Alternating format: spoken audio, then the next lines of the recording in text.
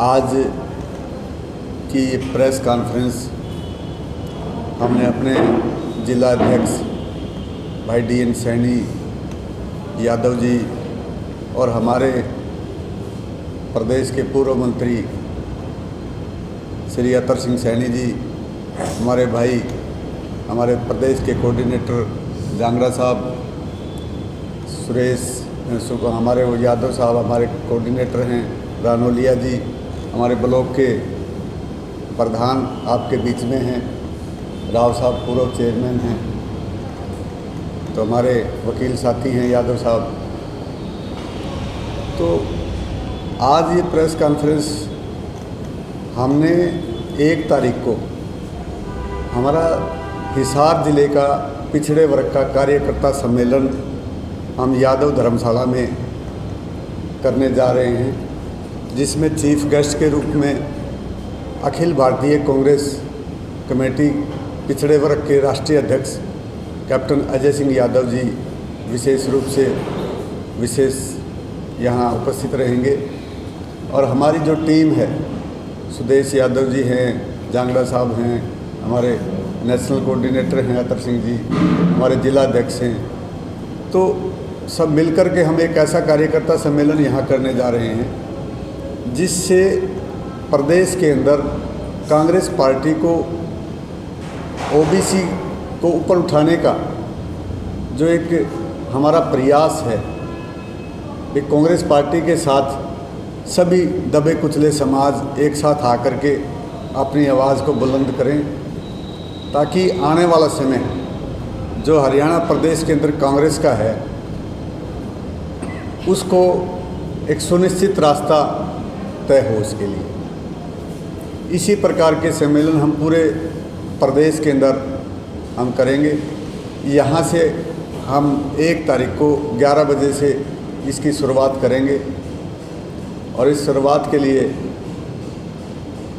हम अपने बहुत से मुद्दे इस पंचायत के माध्यम से हम रखेंगे, जिसमें पूरे देश के अंदर जातीय जनगणना हो। दूसरा, जो क्रीमी लेयर की जो सीमा तय की गई है प्रदेश के अंदर 6 लाख रुपए, उसको बढ़ा करके 10 लाख रुपए किया जाए। जो हमारे OBC समाज के जो छात्र स्कूलों में, कॉलेजों में, इंजीनियरिंग में, मेडिकल कॉलेजेस में पढ़ रहे हैं, उनकी छात्रवृत्ति सुनिश्चित हो। इसके साथ साथ और भी कई बातें हमारे देश में जो OBC के लिए बहुत ज़रूरी हैं, उनकी ओर हम आपका ध्यान, आपके माध्यम से सरकार का ध्यान खींचना चाहेंगे। सबसे बड़ी बात तो हमारा आरक्षण 27% है OBC समाज का, वो पूर्ण रूप से सरकारें हमें नहीं दे रही। हरियाणा सरकार ने तो मात्र 8% SBC A को दिया, जबकि उनका 16% अधिकार बनता है। 16 में से 8% पंचायती राज में आरक्षण दे करके वो एक ऊँट के मुंह में जीरे का काम किया है। उससे ज़्यादा तो हमारे जो सरपंच हैं, मेंबर पंचायत हैं, जिला परिषद के मेंबर हैं, उससे ज़्यादा तो अपने कैलिबर से, अपनी इज्जत से बन के आ जाते हैं। तो हमें अपना कोटा हमें मिलना चाहिए। दूसरी बात, जो बैकलॉग सरकारी नौकरियों में खाली पड़ा है OBC का, वो आज तक 10 साल के राज में BJP सरकार ने उसको पूरा नहीं किया। हम चाहते हैं कि OBC का कोटा नौकरियों के अंदर पूरा किया जाए, एक श्वेत पत्र जारी किया जाए, जिसके माध्यम से प्रदेश की जनता को मालूम हो सके कि भी OBC को आज तक कुछ भी नहीं मिला है। इसके अतिरिक्त हमारी एक डिमांड है सरकार से, BJP सरकार से, केंद्र सरकार से भी, हरियाणा सरकार से भी, जिस प्रकार से SC समाज का एक मंत्रालय होता है, एक विभाग होता है, उसी प्रकार से OBC का भी एक मंत्रालय हो और उसका डिपार्टमेंट हो। उसी प्रकार की ग्रांट्स दे करके इन दबे कुचले, सामाजिक रूप से दबे कुचले समाजों को ऊपर उठाने का काम किया जा सके, ये हमारी डिमांड रहेगी। इसके साथ साथ और बहुत से मुद्दे जो होंगे हमारे जो नेशनल प्रेसिडेंट हैं कैप्टन अजय सिंह यादव जी, उनके सामने भी रखेंगे और उनको इसको पुख्ता करवाने के लिए सरकार के खिलाफ एजिटेशन करेंगे, आंदोलन चलाएंगे।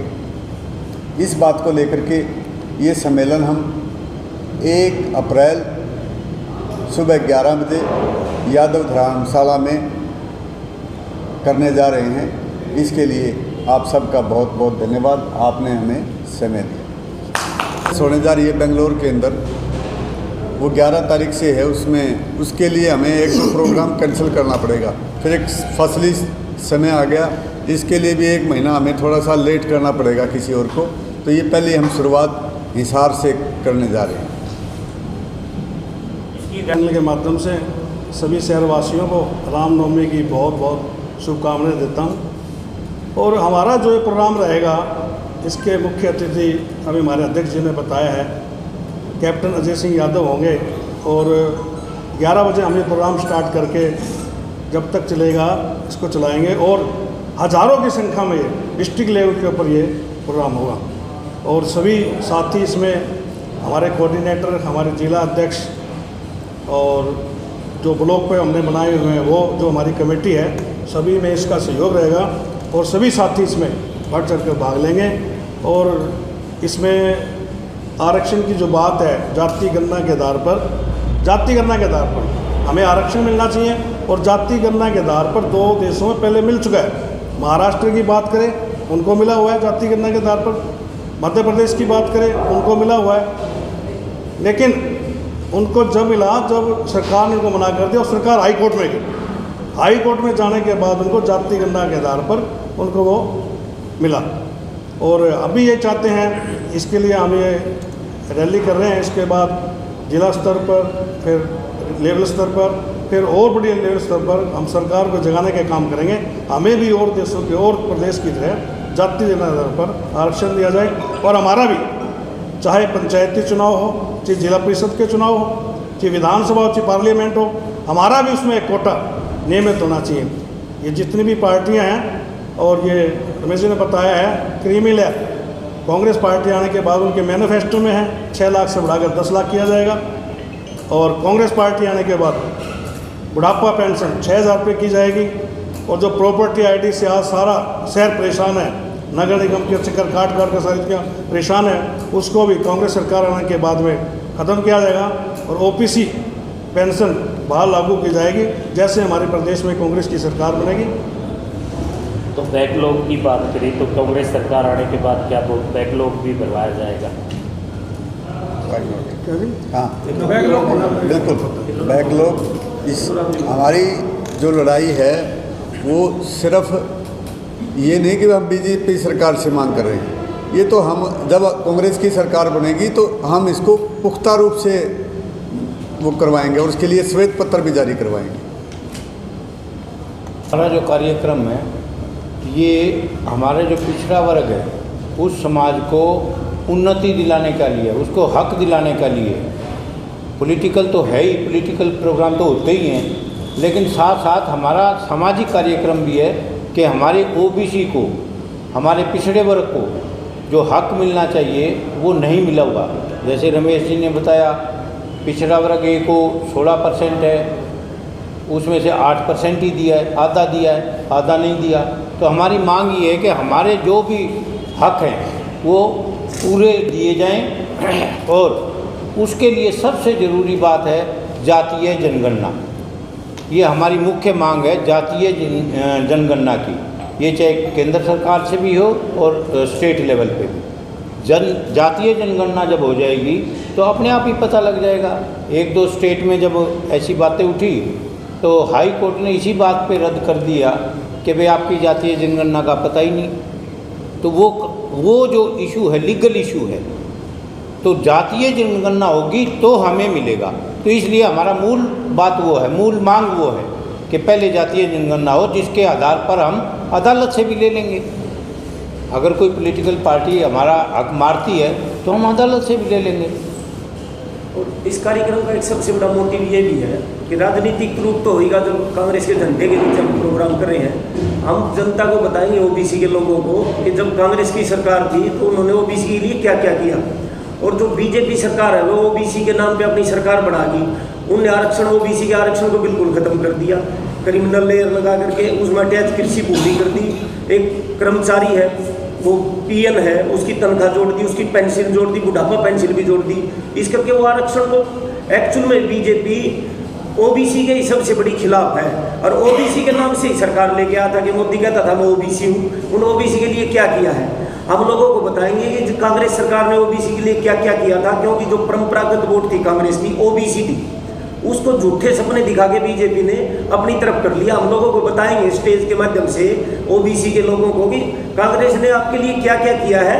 वो दिखावा नहीं करती थी, आपके लिए करती थी। उसका उदाहरण 6 लाख कर दिया, पहले 12 लाख था कांग्रेस के टाइम में क्रिमिनल लेयर का। अब ये 10 लाख की बात हुई है, उसमें कृषि भूमि पहले की तरह, और ये मजदूर और इनकी पेंशन नहीं जोड़ी जाएगी। एक तो ये बात, एक जातीय जनगणना के वगैरह में ये नहीं पता चला, कम से कम 52% ओबीसी है हरियाणा के अंदर भी। अब बिहार में तो शुरू होगी जातीय जनगणना, हम चाहते हैं कि हरियाणा में भी जातीय जनगणना हो ओबीसी की, और उसके माध्यम से हमें जैसे पंचायत में मिला है जो आरक्षण, वो हमें विधानसभा में मिले, और राज्यसभा में मिले, और लोकसभा में भी मिले। और जो हमारे बच्चों के जो वजीफे आया करते हुए सारे खत्म कर दिए पिछले 4-5 साल से, वे उनके किसी भी यूनिवर्सिटी में, अब जैसे अपनी जाट संस्था है इसके अंदर ओबीसी का आरक्षण खत्म कर दिया। पहले इसमें ओबीसी के एससी की तरह लगते थे, अब यहाँ पे कोई वो नहीं है, एक भी ओबीसी का कोई पद नहीं है, ये खत्म कर दी। जितनी जो संस्थाएं थी जो मान्यता प्राप्त थी, अर्ध सरकारी थी, उनमें सब ओबीसी का आरक्षण खत्म कर दिया। जैसे ही ये इन जो कौशल योजना चलाई है, इसमें आरक्षण का कोई प्रावधान नहीं है। ये सारा जो सिस्टम है, कुछ लोगों के कहने से आरक्षण को खत्म करने के प्राइवेटाइजेशन किया जा रहा है इसमें। तो इसका मेन मुद्दा है, हम लोगों को बताएंगे कांग्रेस ने ओबीसी के लिए क्या क्या किया। आप इनसे दूर चले, उनको समझा के कांग्रेस में लाने का काम। सर, अभी आप कह रहे थे कि कानूनी तौर पे भी हम अपना जो अधिकार है वो लेंगे, तो क्या इसके लिए पहले से प्रक्रिया चल रही है या आगे चलाएंगे?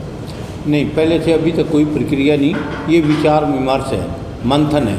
मेरा अपना निजी व्यू है कि जब हमें एक चीज़ मिल जाएगी, एक आधार मिल जाएगा जिसकी कारण बता के हाई कोर्ट या सुप्रीम कोर्ट या कोर्टें हमारे मांग को रिजेक्ट कर देती हैं, वो नहीं कर पाएंगे। वो एक आधार मिल जाएगा हमें जातीय जनगणना का, हम ये कह सकेंगे कि भाई ये हमारा कानूनी हक है, और वो चाहे सरकार किसी की भी हो, उसी में हम ले सकेंगे।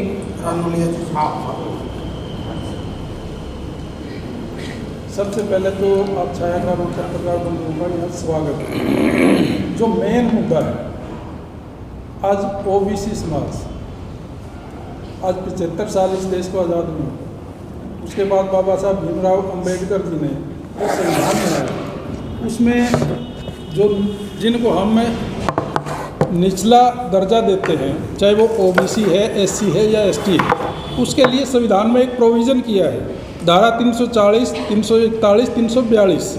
341 एससी का रिजर्वेशन उसी टाइम लागू कर दिया, 42 का एसटी का रिजर्वेशन भी उसी वक्त लागू कर दिया। लेकिन जो धारा 340 ओबीसी के लिए है, उसमें संविधान में एक बात लिखी है कि बाद में इन जातियों की जनगणना करा करके उसके हिसाब से इनको रिजर्वेशन दिया जाए। तो आज जो सबसे बड़ी मांग हमारी है जातीय जनगणना की है, जिसके ऊपर आज सरकार इसीलिए उस पर विचार नहीं कर रही कि अगर हमें जातीय जनगणना करवा दी गई इस देश में तो हमें धारा 340 भी लागू करनी पड़ेगी।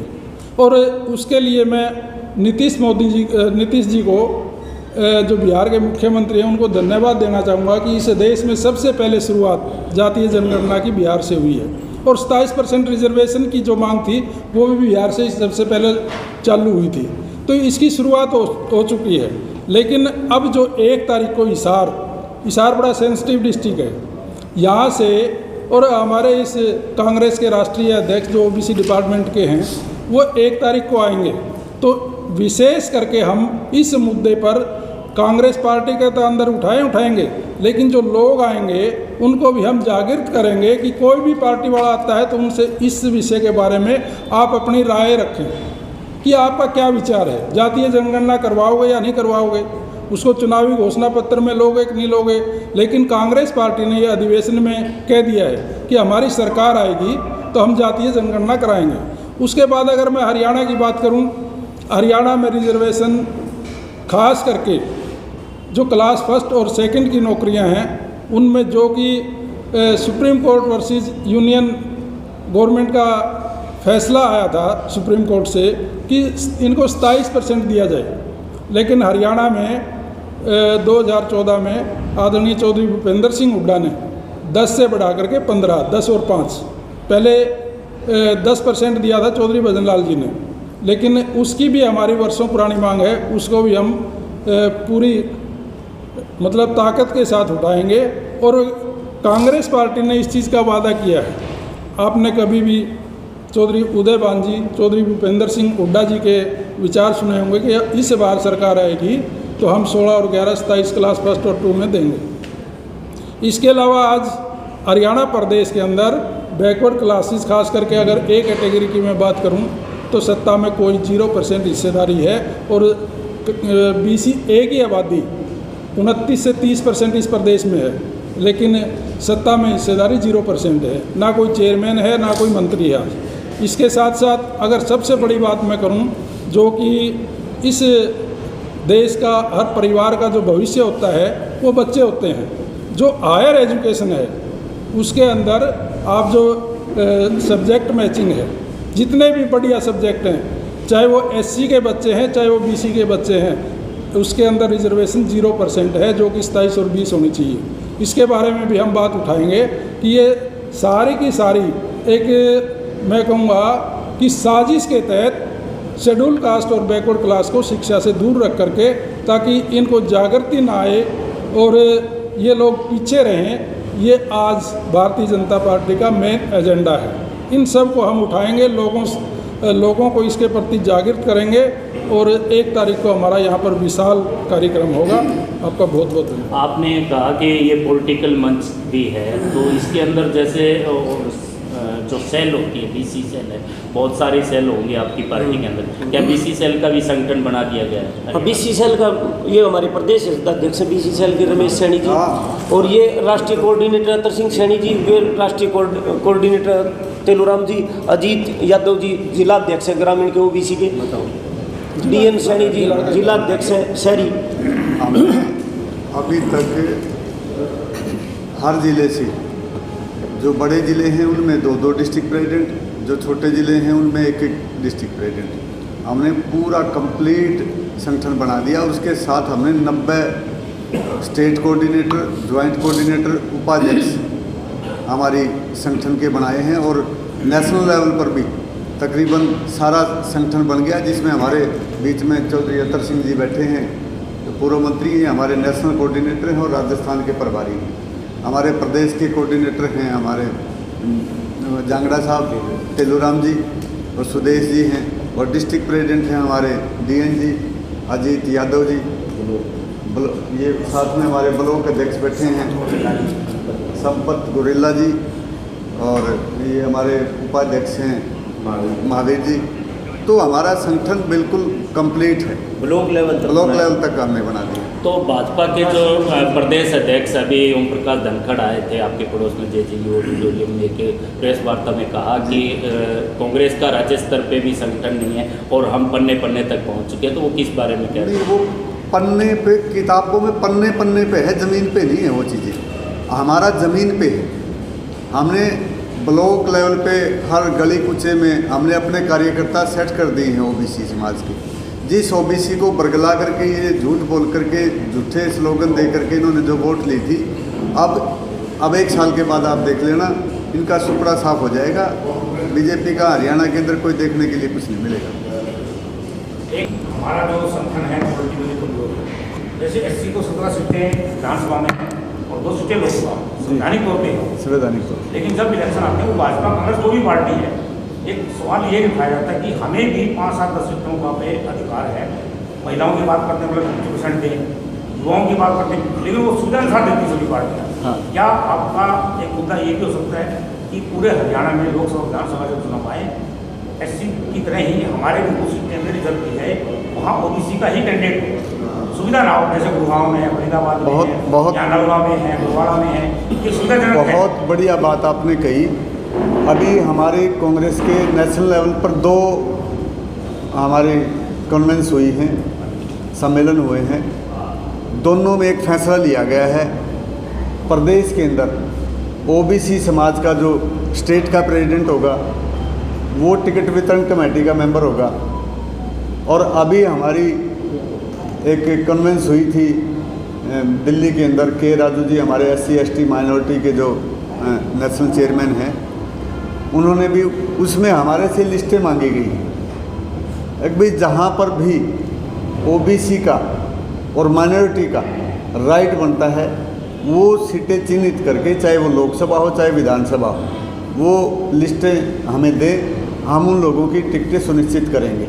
और जब से कैप्टन अजय यादव जी हमारे नेशनल चेयरमैन बने हैं, उन्होंने इस आवाज़ को नेशनल स्तर पर पार्टी के प्लेटफॉर्म पर बड़ी शिद्दत से उठाया है।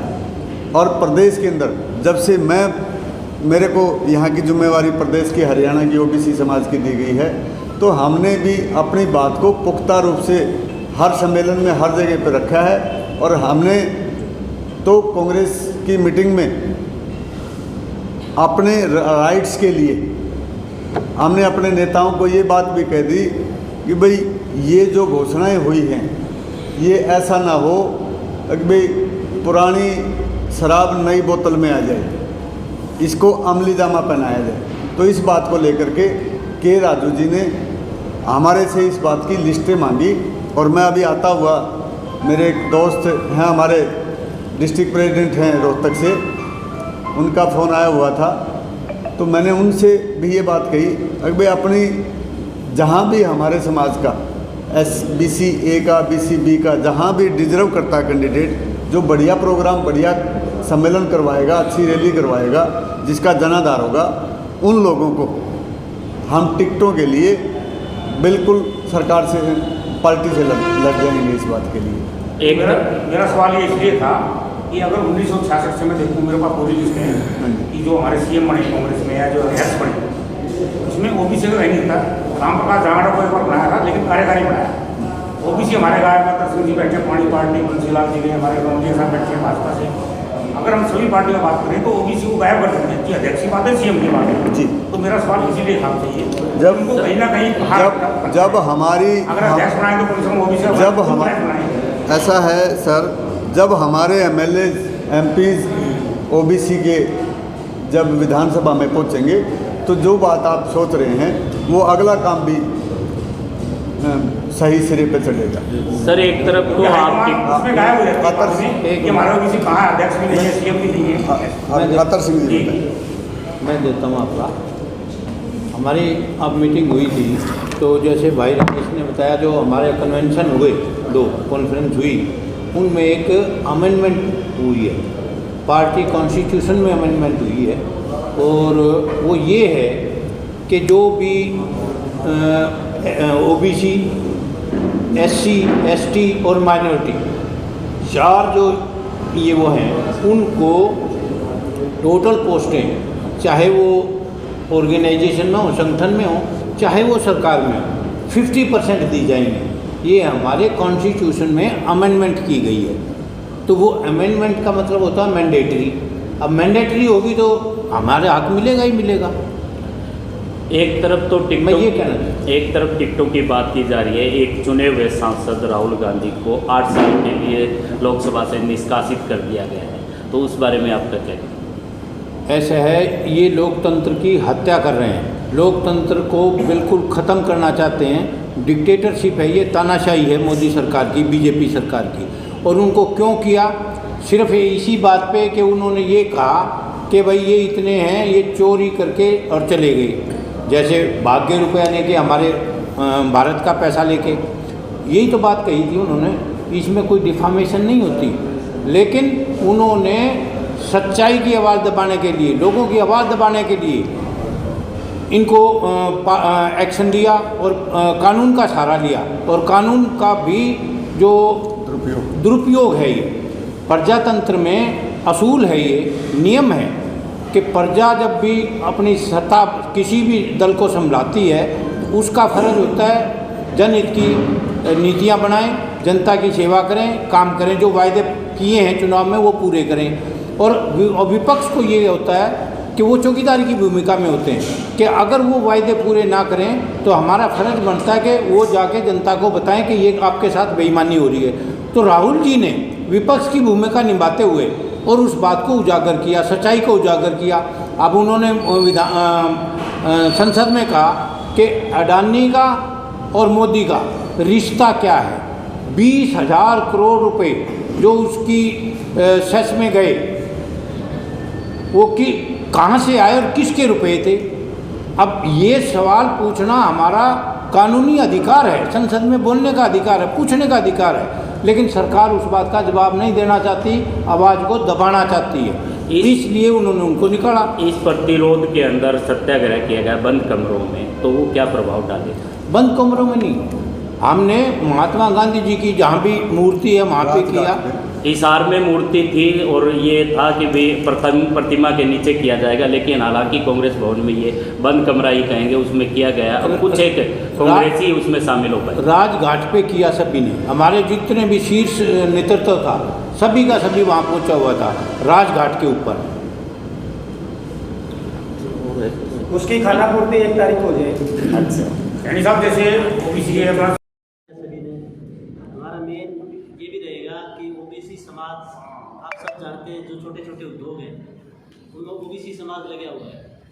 तो हम ये बीजेपी सरकार से भी मांग करेंगे और हमारी पार्टी के भी विचार करेंगे कि जो छोटे छोटे हमारे उद्योग धंधे चला रहे हैं हमारे समाज के लोग, उनको कम ब्याज पे सरकार सहायता दे।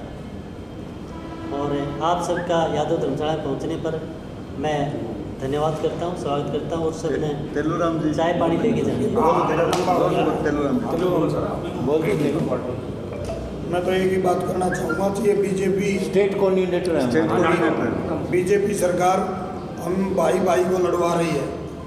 जो पंचायती राज में आरक्षण दिया 8%, वो हमें दिया नहीं है। वो BC-B का जो OBC को ऑलरेडी पहले से मिला हो उसको ख़त्म करके BC-A को दे दिया और B और A को दोनों भाई से भाई को लड़वाने का काम किया है। हम ये नहीं चाहते, हम तो हमारा हक मांग रहे हैं। हमारा 27% आरक्षण पूरा दिया जाए, 16% BC-A को और 11% BC-B को। जो कॉन्स्टिट्यूंस जो लोकतांत्रिक अधिकार बाबा साहब भीमराव अम्बेडकर ने हमें दिया है, हमारा 27 दिया जाए, 16 एक और 11 BC-B को। इसी बारे में मैं कहना चाहता हूँ, भाई से भाई को लड़वाया ना जाए। यही अब नगर पालिका और नगर परिषद में करने जा रहे हैं। उन्होंने 8% आरक्षण ही दे रहे हैं, वो भी BC-A को, OBC को जो कि पहले से मिलता है MCs में, नगर परिषद में और मेयर वगैरह में सब में लागू है, लेकिन वो OBC का है, उसको ख़त्म करके BC-A को दिया जा रहा है।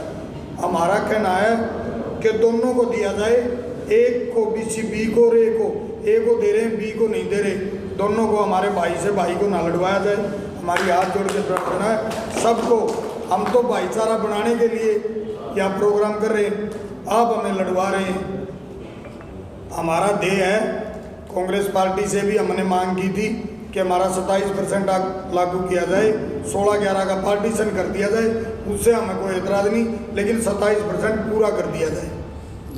हमारे बीच में पूर्व मंत्री श्री अतर सिंह सैनी जी, जिला के प्रधान सैनी साहब, टानोलिया जी, तेलूराम जी, पूरी बैकवर्ड सेल की कमेटी व पूरे पत्रकार साथी। अध्यक्ष जी, अगर बैकवर्ड समाज को किसी ने मान सम्मान दिया है तो कांग्रेस पार्टी है। कांग्रेस पार्टी के राज में ही बैकवर्ड आयोग का गठन हुआ था। कांग्रेस पार्टी के राज में ही केश कला बोर्ड का, माटी कला बोर्ड का, ये सभी मान सम्मान कांग्रेस पार्टी के राज में दिए गए थे। और अब जो है बीजेपी, जो केश कला बोर्ड हो गया, माटी कला बोर्ड हो गया, किसी का कोई 1 रुपये का भी बजट आज तक नहीं दिया कि किसी बैकवर्ड समाज के बच्चे को रोज़गार दिलाने के लिए, केश कला की दुकान चलाने के लिए, माटी कला के किसी भाई को रोज़गार दिलाने के लिए। कि इस बोर्ड का क्या हुआ? उसके राज में, पहले जो कांग्रेस के राज में हुआ करता था, तो अलग अलग दुकानों के लिए बजट की वो की गई थी, भाई इतना वो होगा। बैकवर्ड क्लास के बच्चों को जो फीस में छूट होती थी, कांग्रेस राज के में ही छूट हुई थी। और बीजेपी ने तो इसका आते ही जैसे अब बड़े बड़े छोटे बच्चे जो है हमारे MBBS का कोर्स करेंगे, कहाँ से 50 लाख रुपए ले आएंगे। लेकिन कांग्रेस राज में वो क्या थी, 5 लाख की ही वो थी सबसे ऊपर की, भाई ये बच्चे जो कोर्स करेंगे उनकी इतनी ही सीमा में 5 लाख से 7 लाख की हुआ करती। लेकिन अब तो इन्होंने 50 लाख की सीमा कर दी। अगर कोई बच्चा MBBS करेगा, BS करेगा तो कहाँ से ये गरीब बच्चे MBBS और ये बड़े क्लास 1 के कोर्स करेंगे। अगर असलियत में ही कोई पार्टी है बैकवर्ड A की या B की जो 27% हो चाहे 16% हो, सभी को मिलाकर मान सम्मान देती है तो कांग्रेस पार्टी है। कांग्रेस पार्टी में ही एक बहुत बड़ा नाम आया चौधरी उदयभान, वो भी SC समाज को लेकर इतना मान सम्मान मिला है कि आज तक मेरे ख्याल किसी BJP के अन्य पार्टी में नहीं मिला। कांग्रेस पार्टी ही अगर असली ऐसी है बैकवर्ड और SC की तो वो कांग्रेस पार्टी है। तो हमें आगे भी यही देखना, 1 तारीख को आएंगे हमारे राष्ट्रीय अध्यक्ष, तो हम पूरे उत्साह के साथ उनका स्वागत करेंगे और उनकी नीतियों में विश्वास रखेंगे, कांग्रेस पार्टी की नीतियों में विश्वास रखेंगे। धन्यवाद।